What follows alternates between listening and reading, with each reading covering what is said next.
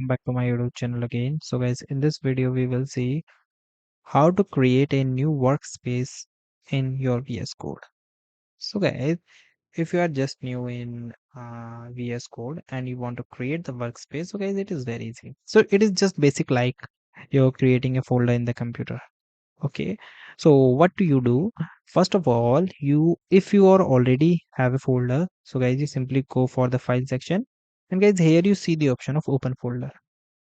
Okay, and if you want to change the directory, so you choose any other drive, folder, and if you want to create a new folder in a specific path, so you also go there, then right click it and go for the new, and guys, here you see the option of folder option. Then go folder, and here you simply search my new workspace. Okay, after that choose the folder and select folder. So this is the first thing you can do. Now guys, here you see that new Visual Studio Code is open. Now if you want to create the file in it, so guys, you simply go, and this is your new file. So you just create the file, hit enter. And if you want to create any specific file, so guys, you put the extensions. Like I want to Python file, so I'm just write python.py. So not the comma, it's dot. Okay,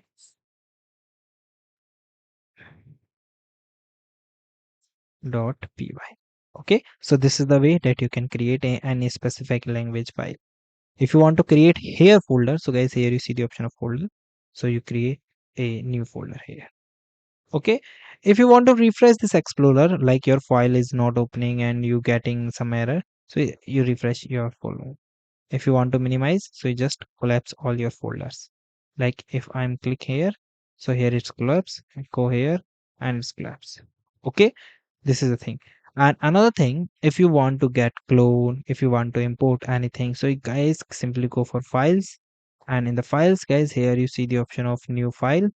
Here you create the new file, and here you open the workspace from the file.